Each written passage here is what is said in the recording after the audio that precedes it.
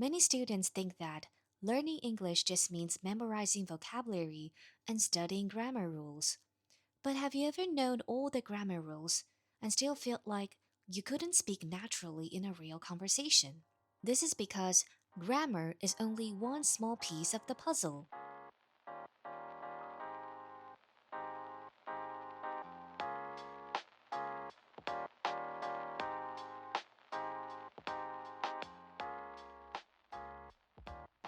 Hello everyone and welcome back to Voices on the Road. I'm your host today, Chloe.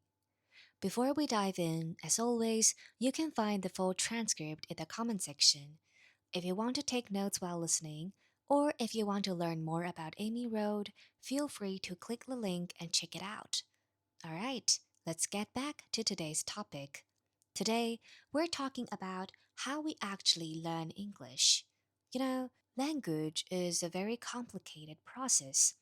We have to be strategic about our learning so that we can gain all the competences, all the skills that we need in order to reach true proficiency. Many students think that learning English just means memorizing vocabulary and studying grammar rules. But have you ever known all the grammar rules and still felt like you couldn't speak naturally in a real conversation? This is because grammar is only one small piece of the puzzle. Today, I want to introduce you to a famous concept in language learning called the Celce-Murcia competence model. Don't worry about the long name. The idea is actually very practical and helpful for us. This model tells us that to be truly good at a language, we need several different types of competence or skills. Let's look at them simply. First is linguistic competence. This is what you already know. It is the grammar, the vocabulary, and the pronunciation. It is the basic building blocks of the language. Second is formulaic competence. Native speakers don't always build sentences word by word. They use chunks of language. Formulaic competence means knowing which words naturally go together. For example, we say heavy rain, not strong rain.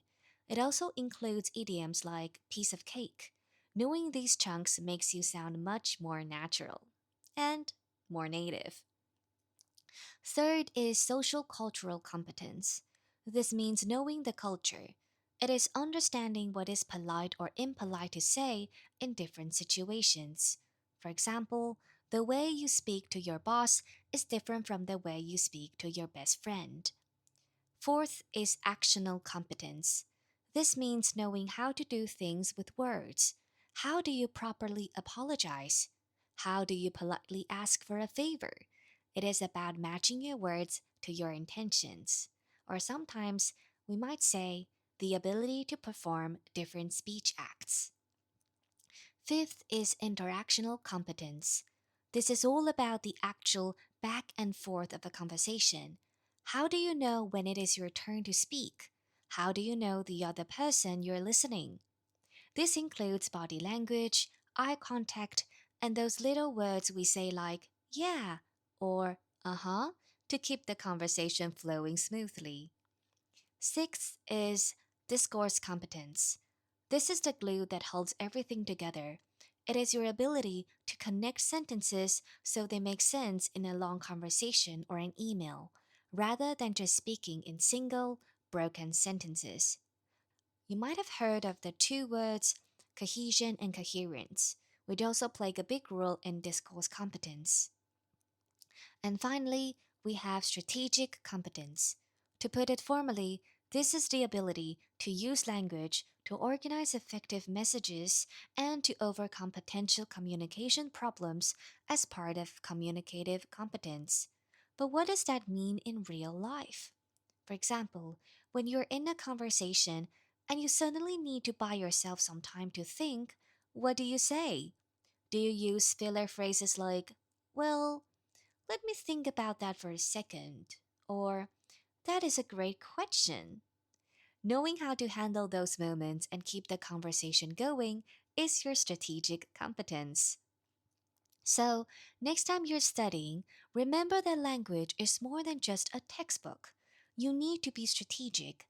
Practice the culture, learn those natural word chunks, and practice what to say when you need a little more time to think. Now, let's move to our vocabulary corner. Here are 5 keywords from today's episode to help you talk about your learning journey. Number 1, complicated.